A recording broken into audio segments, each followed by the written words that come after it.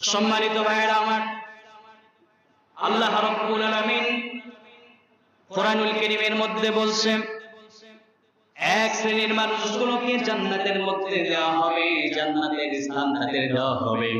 আল্লাহ রাব্বুল আলামিন বলেন, সিফাল্লাযীনা তাকাউ রাব্বাহুম ইলাল জান্নাতি সুমারা।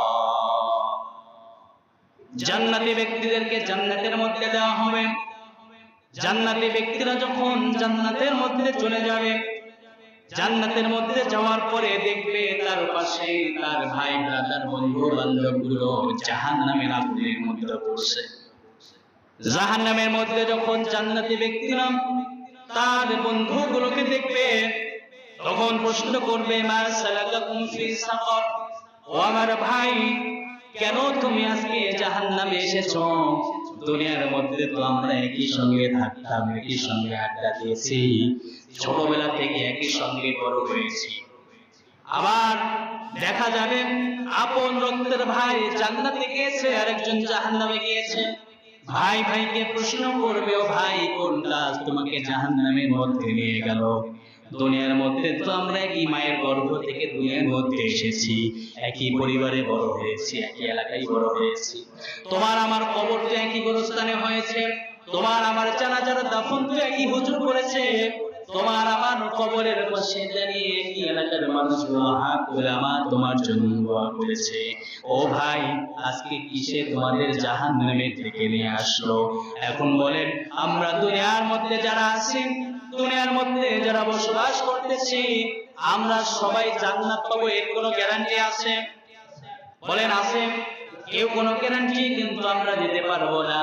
আল্লাহ রাব্বুল আলামিন তার হাবিবকে শুনিয়ে দিচ্ছে, ও আমার নবী শুনেন আর আপনার উম্মতগুলোকে সতর্ক করে দেন। জাহান্নামীরা তখন জান্নাতের দিকে ডাক দিয়ে বলবে, ভাইরা আমার, জাহান্নামে আসার আমাদের প্রধান কারণ হচ্ছে, প্রথম কারণ হচ্ছে আল্লাহ রাব্বুল আলামিন বলেন, ক্বালু লাম নাকু মিনাল মুসাল্লিনা ওয়া লাম নাকু নুতঈমুল মিসকিন ওয়া কুন্না নাখুদু মা'আল খায়িদিন। জাহান্নামীরা বলবে, চারটা কারণে আমরা জান্নাতে এসেছি। কয়টা কারণ? সবাই বলেন কয়টা কারণ? সবাই জোরে বলেন কয়টা কারণে? চারটা কারণে আমরা জাহান্নামে এসেছি। এক নাম্বার কারণ হচ্ছে, ক্বালু লাম নাকু মিনাল মুসাল্লিন, আমরা মুসল্লি ছিলাম না। কি ছিলাম না? সবাই বলেন কি ছিলাম না? মুসল্লি ছিলেন? কারে বলে বন্ধ? শুধু শুক্রবারে নামাজ আসবে তারে মুসল্লি কয়? দুই ঈদে নামাজ পড়বে তারে মুসল্লি কয়? জানাজার নামাজে আসবে তারে মুসল্লি কয়? মুসল্লি হচ্ছে সেই ব্যক্তি ফজরের নামাজ থেকে শুরু করে এশার নামাজ পর্যন্ত প্রতিটা ওয়াক্তে প্রতিটা নামাজ জামাতের সঙ্গে আদায় যারা করবে তারাই হচ্ছে মুসল্লি। তারাই কি? সবাই বলেন তারাই কি? তাহলে এক নাম্বার কারণ জাহান্নামে যাওয়ার এক নাম্বার কারণ কি? কি বলেন? আমরা মুসল্লি ছিলাম না, নামাজ পড়তাম না। সম্মানিত ভাইয়েরা আমার, আপনি কেন নামাজ ছেড়ে দেন? দেখেন, জাহান্নামে যাওয়ার এক নাম্বার কারণ, জাহান্নামীরাই সেদিন তাদের নিজ কণ্ঠে নিজ মুখে বলবে, আমরা জাহান্নামে এসেছিলাম একটি মাত্র কারণ ছিল, আমরা নিয়মিত নামাজ আদায় করতাম না। আল্লাহ রাব্বুল আলামিন বলেন, তোমরা কেন নামাজ আদায় করো নাই? দুনিয়ার মধ্যে তোমাদের কোন কাজ নামাজ থেকে বিরত করে রেখেছে? সব নিয়ামতগুলো আমি আল্লাহ রাব্বুল আলামিন তোমাদের দিয়েছিলাম। নিয়ামত পাওয়ার পরে তোমরা কেন নামাজ আদায় করলে না? আল্লাহ রাব্বুল আলামিন বলেন, দুনিয়ার মধ্যে যত কিছু দিয়েছি সবগুলো তোমার জন্য আমি সৃষ্টি করেছি। গাভীর দিকে তাকিয়ে দেখো, গরুর দিকে তাকিয়ে দেখো, যেই গাভীটা দুনিয়ার মধ্যে তুমি বান্দাকে দুধ দেয়, তুমি বান্দা গাভীর দুধ খেয়ে বড় হচ্ছ, গাভীর দুধ খেয়ে শরীরের মধ্যে পুষ্টি যোগাচ্ছ। আমি আল্লাহ বলে দিলাম, ওই গাভীটাকেও কিন্তু সৃষ্টি করেছি মানুষের খেদমতে। কার খেদমতে? সবাই বলেন কার খেদমতে? আল্লাহ রাব্বুল আলামিন বলেন, আসমানে যত সূর্য, যত তারা, চাঁদ, সূর্য সবকিছু দেখো না কেন, সবকিছু আমি আল্লাহ রাব্বুল আলামিন তোমার খেদমতে সৃষ্টি করেছি বান্দারা। তোমরা শুধুমাত্র একটি কাজ করবে, সেই কাজটা হলো মা খালাকুল জিন্না ওয়াল ইনসা ইল্লা লিয়াবুদুন। আমি আল্লাহ রাব্বুল আলামিনের ইবাদত করবে। কার ইবাদত? সবাই বলেন কার ইবাদত? নামাজ পড়তে হবে, নামাজ ইবাদত। এই নামাজের কথাও কোরআনের মধ্যে আসে না নাই? সবাই বলেন আছে না নাই? আল্লাহ রাব্বুল আলামিন বলেন ইন্নানি আনাল্লাহু লা ইলাহা ইল্লা আনা ফা'বুদনি ওয়া আকিমিস সালাতা লিযিকরি। আল্লাহ রাব্বুল আলামিন বলেন নিশ্চয় আমি আল্লাহ, আমার ছাড়া কোনো উপাস্য নাই, সুতরাং তুমি আমার ইবাদত করো এবং আমার স্মরণে নামাজ পড়ো, আমার স্মরণে সালাত আদায় করো। লিযিকরি, আমার স্মরণে তুমি ইসলামের কাজগুলো করো। এই বিধানটা, এই কথাটা বলে দিয়েছেন কে? তাহলে আমাদের নামাজ হবে কার স্মরণে? কার স্মরণে বলেন? নামাজ হবে কার স্মরণে? রোজা হবে কার স্মরণে? হজ হবে কার স্মরণে? কারোর সঙ্গে ভালো ব্যবহার করবো, এটাও কার স্মরণে হবে? নামাজ পড়লে আপনি দুনিয়ার মধ্যে দাম আপনার কমে যাবে না। আপনি যদি নামাজি হতে পারেন, আল্লাহ রাব্বুল আলামিন বলে সফল মুমিন হচ্ছে তারা যারা নামাজ আদায় করে। কি আদায় করে? মুমিন হতে হলে এক নাম্বার গুণ থাকতে হবে নামাজ। এক নাম্বার গুণ কি? আমরা অনেকেই মুমিন দাবি করি, ইমানদার দাবি করি, কিন্তু আমরা নামাজ পাঁচ ওয়াক্ত পড়ি। আছে না নাই? নিজেকে আমরা ইমানদার দাবি করি, আমরা বলি আমরা ইমানদার, কিন্তু তাকে নামাজে পাওয়া যায় না। তাকে কিসে পাওয়া যায় না? নামাজে পাওয়া যায় না। সব কাজে তাকে পাওয়া যায়, নামাজে পাওয়া যায় না। তাহলে যারা সফল মুমিন, সফল মুত্তাকি যারা হবে, তাদের এক নাম্বার গুণ কি? বলেন বলেন, সবাই বলেন এক নাম্বার গুণ কি? এক নাম্বার গুণ হচ্ছে নামাজ। قد أفلح المؤمنون। এক নাম্বার গুণ হচ্ছে ওই সকল মানুষগুলো নামাজ আদায় করবে। আবার দেখেন বিশ্বনবী সাল্লাল্লাহু আলাইহি ওয়াসাল্লাম হাদিসের মধ্যে বলেন রাসূল আমরুল ইসলাম ওয়া আমারুস সালাতা ওয়া আমাদুহুস সালাত। আল্লাহ রাসূল বলেন ইসলামের ধর্মের প্রধান কাজ হচ্ছে ইসলাম, আর এর স্তম্ভ হচ্ছে নামাজ। আমরা যেখানে দেখি না কেন নামাজ ইসলামের পাঁচটি কাজের মধ্যে একটি কাজ কিনা? সবাই বলেন নামাজও একটি ইসলামের স্তম্ভ কিনা? আবার আল্লাহর নবী বলেন বাইনার রাজুলি ওয়া বাইনাশ শিরকি ওয়াল কুফরি তারকুস সালাহ। মুমিন এবং মানুষ এবং কুফরির মাঝের পার্থক্য হলো নামাজ। যেই বান্দা নামাজ পড়ে সেই বান্দা কোনো সময় কুফরি করতে পারে না। মুমিন এবং মুনাফিক কাফেরদের পার্থক্য হলো নামাজ। মুমিনরা নামাজ আদায় করে আর কাফেররা নামাজ আদায় করে না। মুমিনরা নামাজ আদায় করে, কাফেররা কি করে না? নামাজ আদায় করে না। একটা বার চিন্তা করে দেখেন, আপনি নামাজ না পড়লে আপনি মুসলমানের কাতার থেকে আপনার নাম বাতিল হয়ে যাইতে পারে। তাহলে এই জীবনে কত নামাজ আপনি বাদ দিলেন? এখানে যদি প্রশ্ন করা হয় বুকে হাত দিয়ে বলতে পারবেন আজকে ফজরের নামাজ পড়েছেন কয়জন? এটাও কঠিন। তাহলে আপনি একত্র নামাজ যদি ইচ্ছাকৃতভাবে বাদ দেন, আপনি আর মুসলমান থাকবেন? বলেন, আপনাকে তওবা করে আবার মুসলমান হতে হবে।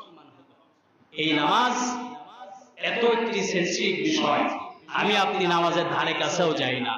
অর্থ পয়সা হয়েছে, দান সদকা মানুষ দেখানো কাজগুলো আমরা করি, কিন্তু নামাজের সময় আমাদের পাওয়া যায় না। আছে না নাই?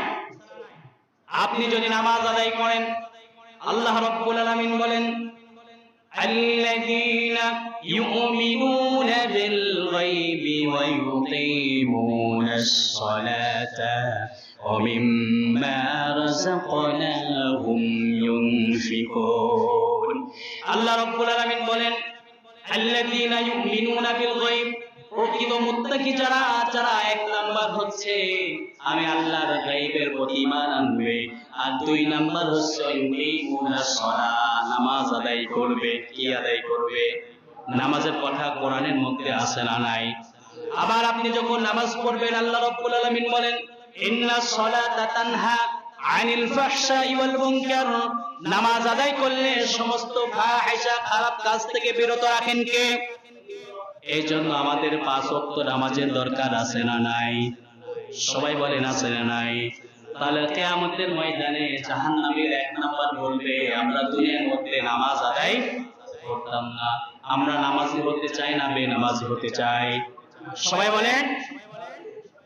আবার দ্বিতীয় নাম্বার, 2 নাম্বার কারণ জাহান্নামীরা বলবে, আমরা জাহান্নামে এসেছিলাম, জাহান্নামে আসার 2 নাম্বার কারণ হচ্ছে, 2 নাম্বার কারণগুলো সেই দিন বান্দাগুলো বলবে, ওয়ালাম নাকুনু তুইমুল মিসকিন, আমরা দুনিয়ার মধ্যে মিসকিনদের খাওয়াইতাম না, গরিবদেরকে আমরা দিতাম না, গরিবদের আমরা ভালোবাসতাম না।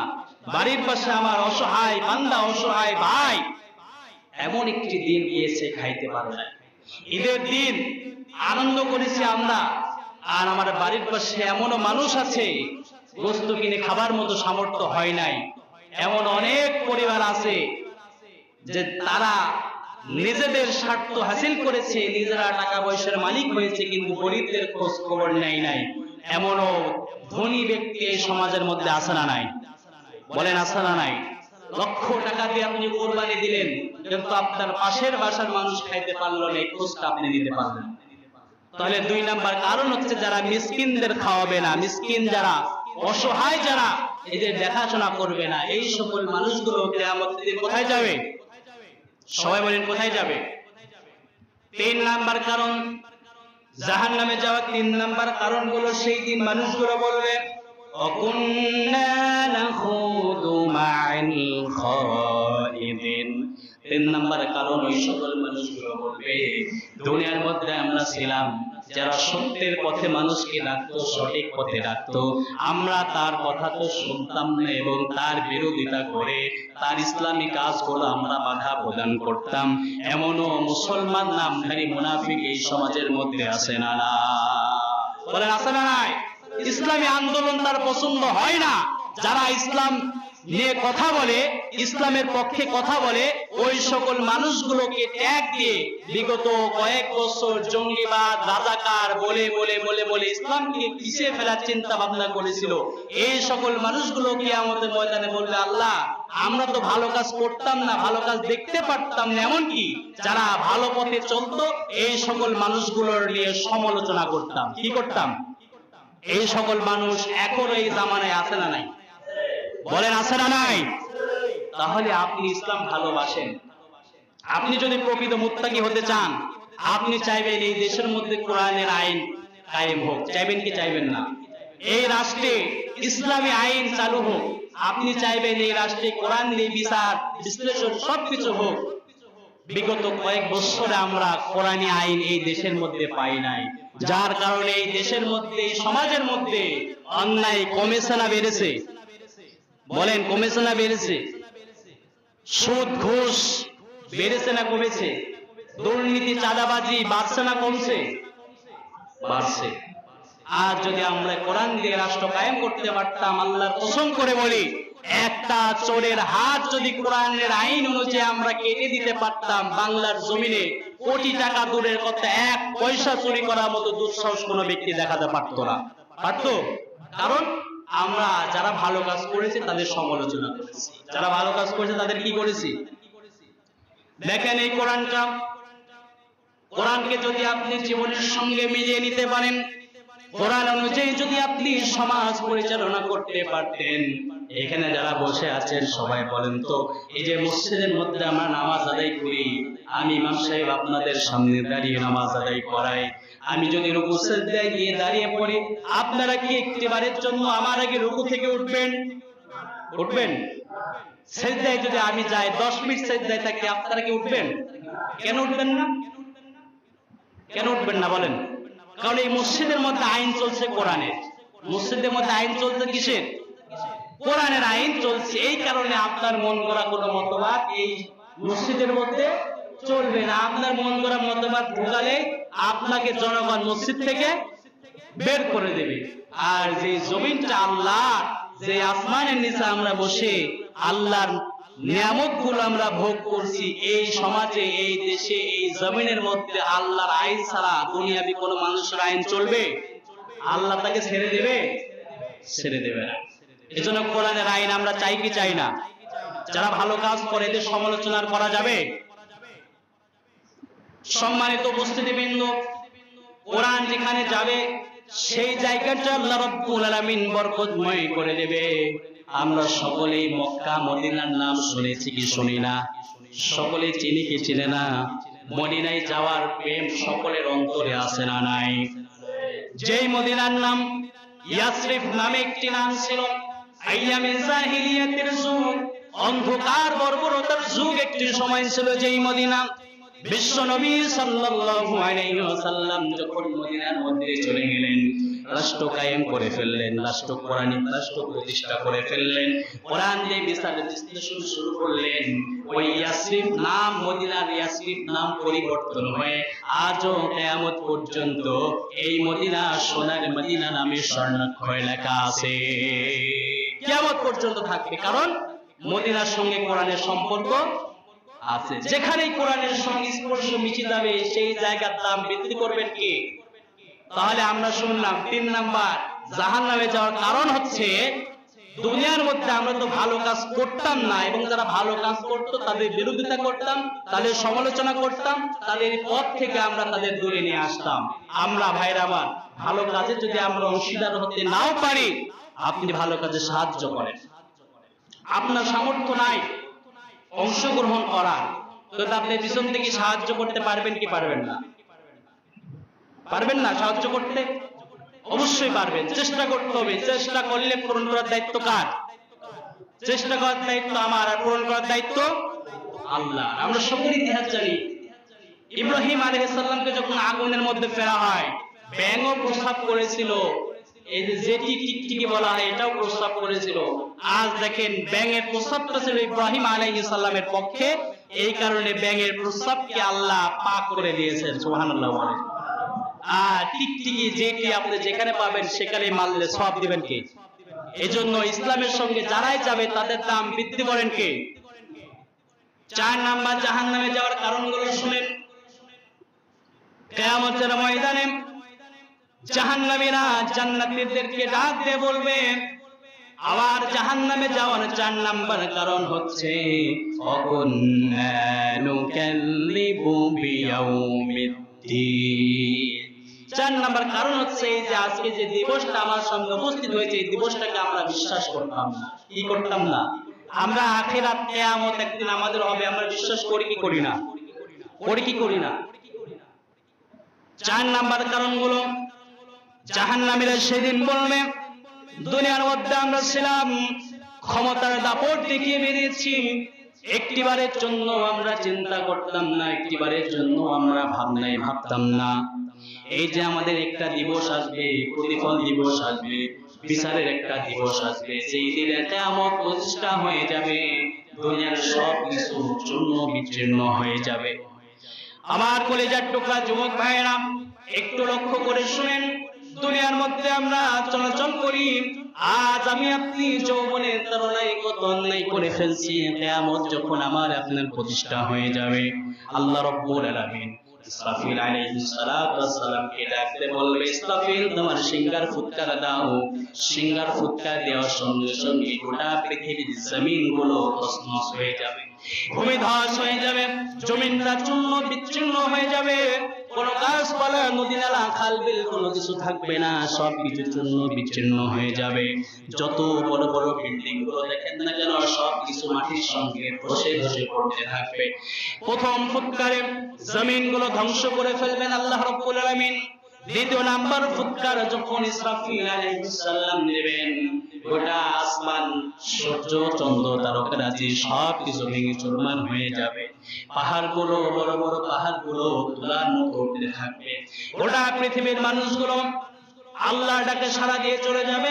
সকলে কিয়ামতের বিভীষিকাময় জমিনগুলো থরথর করে কাঁপতে লাগবে। এমন একটি সময় আমাদের সামনে আসবে, গর্ভধারিণী মা যাদের পেটের মধ্যে 3 মাস 4 মাসের বাচ্চা যাদের আসবে, এই চিৎকার, এই ভূমিধসের আওয়াজে, ভূমিধসের শব্দে মা গুলো প্রসব বেদনায় সন্তানগুলো প্রসব করে ফেলবে। আমরা যারা আছি, আমরা সকলেই কিয়ামতের বিভীষিকাময় কঠিন সময়ে আমরা সকলেই মাতাল হয়ে যাব, কাল বিদিক হারিয়ে ফেলবো। আল্লাহ রাব্বুল আলামিন যখন ইসরাফিল আলাইহিস সালামকে দ্বিতীয় ফুৎকার দেওয়ার কথা বলবে, গোটা পৃথিবীর জন্য বিচ্ছিন্ন হয়ে যাবে, আসমানগুলো ধসে ধসে দুনিয়ার মধ্যে পড়তে থাকবে, পাহাড়গুলো তোলার মতো উঠতে থাকবে। যে পাহাড়গুলো এত শক্তিশালী করে আল্লাহ রাব্বুল আলামিন সৃষ্টি করেছে, আল্লাহ বলে ওয়াল জিবালা আওতাদা, এই পাহাড়গুলো কিয়ামতের ময়দানে তোলার মতো উঠতে থাকবে। এবার আল্লাহ রাব্বুল আলামিন তার ফেরেশতা মালাকুল মাউত আজরাইল আলাইহিস সালামকে ডাকতে বলবে, মালাকুল মাউত, দুনিয়ার মধ্যে যত মানুষ আছে সব মানুষগুলো জান তুমি কবজ করে নাও। সব মানুষগুলোকে আল্লাহ রাব্বুল আলামিনের হুকুমে ইসরাইল আলাইহিস সালাম দুনিয়ার মধ্যে থেকে বিদায় করে দেবে। মালাকুল মাউতকে ডাক দেওয়া হবে, মালাকুল মাউত, আর কারা জীবিত আছে দুনিয়ার মধ্যে, কারা বেঁচে আছে? মালাকুল মাউত। মালাকুল মাউত ডাকতে বলবে, ও আল্লাহ, মানুষগুলো সবগুলোর জান নিয়ে নিয়েছে, জান কবজ করে ফেলেছি, এখন শুধুমাত্র জিন জাতিগুলো বেঁচে আছে। আল্লাহ রাব্বুল আলামিন বলবে, মালাকুল মাউত, জিনগুলোর জানকেও তুমি কবজ করে নাও। আল্লাহর হুকুমে মালাকুল মাউত আলাইহিস সালাতু ওয়াস সালাম সমস্ত জিনগুলোর প্রাণ নিয়ে নেবে। সমস্ত জিনগুলো যখন দুনিয়ার মায়া ছেড়ে চলে যাবে, মানুষ নাই, জিন নাই, কেউ নাই, আল্লাহ রাব্বুল আলামিন মালাকুল মাউতকে আবার ডাক দিয়ে বলবে, ও আজরাইল, এবার দেখো এই পৃথিবীর মধ্যে কারা আছে, তাদের জানকেও তুমি কবজ করে নাও। মালাকুল মাউতকে যখন ডাক দিবে, মালাকুল মাউত বলবে, আল্লাহ, মানুষ নাই, জিন নাই, দুনিয়ার সমস্ত প্রাণীকুল সবগুলোকে আমি জান কবজ করে নিয়েছি, শুধুমাত্র ফেরেশতারা বেঁচে আছে, ফেরেশতারা জীবিত আছে। আল্লাহ রাব্বুল আলামিন মালাকুল মাউতকে বলবে, ও মালাকুল মাউত, যত ফেরেশতা আছে সব ফেরেশতার জানটাও তুমি কবজ করে নাও। মালাকুল মাউত সমস্ত ফেরেশতার জানগুলো কবজ করে নেবে। আবার আল্লাহ রাব্বুল আলামিন মালাকুল মাউতকে ডাক দিয়ে বলবে, ও মালাকুল মাউত, এবার দেখো কে জীবিত আছে। মালাকুল মাউত পিছনে তাকাবে, ডানে তাকাবে, বামে তাকাবে, সামনে তাকাবে, আল্লাহকে ডাক দিয়ে বলবে, আল্লাহ, দুনিয়ার মধ্যে তো আর কেউ জীবিত নাই, আসমানের মধ্যে কেউ জীবিত নাই। আল্লাহ রাব্বুল আলামিন মালাকুল মাউতকে বলবে, ও মালাকুল মাউত, ভালো করে তাকিয়ে দেখো আর কে জীবিত আছেন। মালাকুল মাউত আজরাইল আলাইহিস সালাম বলল, আল্লাহ, আমার সামনে আপনি আর আমি জীবিত আছি। আল্লাহ রাব্বুল আলামিন বলে, মালাকুল মাউত, আমি ছাড়া কে জীবিত আছে? মালাকুল মাউত ডাকতে বলবে, আল্লাহ, আমি ছাড়া আর কেউ জীবিত নাই। রব্বুল আলামিন সেই দিন মালাকুল মাউত আজরাইলকে ডাক দিয়ে বলে, আজরাইল, আজকে তোমার নিজের জানটা তুমি নিজে কবজ করো। মালাকুল মাউত যখন নিজের জানটা কবজ করার জন্য যখন হাত দিবে, সেই দিন আল্লাহ রাব্বুল আলামিনকে বলবে, ও আল্লাহ, এত কষ্টের কাজ, কঠিন কাজ, কত মানুষের জানটা কবজ করেছিলাম দুনিয়ার মধ্যে যখন ছিলাম, যারা জাহান্নামের দিকে চলে গিয়েছে, দুনিয়ার মধ্যে যারা অন্যায় করেছিল, এই সকল মানুষগুলোর রূহ ধরে যখন টান দিয়েছি, মানুষগুলোর রূহ শরীর থেকে বের হতো না, পায়ের দিকে গিয়ে লুকিয়ে পড়তো, বৃদ্ধাঙ্গুলের দিকে গিয়ে লুকিয়ে পড়তো। ওগো আল্লাহ, দুনিয়ার মধ্যে কত মানুষকে এইভাবে অন্যায় যারা দুনিয়ার মধ্যে করেছিল, কত কষ্ট করে করে তাদের জানটা বের করেছি। আগে জানলে আল্লাহ এই দায়িত্ব আমি নিতাম না, আজকে নিজের জানটা নিজের কবজ করতে হচ্ছে। সেই দিন কিয়ামতের ময়দানে আজরাইল নিজের জান নিজে কবজ করবে। গোটা পৃথিবী, গোটা দুনিয়া সবকিছু শ্মশান হয়ে যাবে, কেউ জীবিত নাই, সবকিছু, সব দুনিয়ার মধ্যে ছিন্ন বিচ্ছিন্ন হয়ে গিয়েছে। ওই দিনেও একমাত্র ক্ষমতাশালী ব্যক্তি হয়ে কে থাকবেন? সবাই বলেন, কে থাকবেন? ওই দিন আল্লাহ রাব্বুল আলামিন ডাকতে বলবেন, আর কে আসো, আমার সামনে আসো। দুনিয়ার মধ্যে কত বাহাদুরি করেছিল, কত ক্ষমতার দাপট দেখিয়েছিলে, ও দুনিয়ার মানুষেরা, কে আসো, আমার সামনে আসো। প্রতি উত্তরে কোনো উত্তর আসবে না। আল্লাহ রাব্বুল আলামিন যখন মানুষগুলোকে ডাকবে, মানুষগুলো কোনো উত্তর দেবে না। মানুষগুলো কি আছে না নাই? কেউ নাই, দুনিয়ার মধ্যে কেউ জীবিত নাই, সকল মানুষগুলো মারা গিয়েছে। আল্লাহ রাব্বুল আলামিন বলবে, বান্দারা, দুনিয়ার মধ্যে তো আমি বারবার তোমাদের হুঁশিয়ারি দিয়েছিলাম, এমন একটা সময় আসবে যে সময় আমি ছাড়া আর কাউকে তোমরা খুঁজে পাবে না।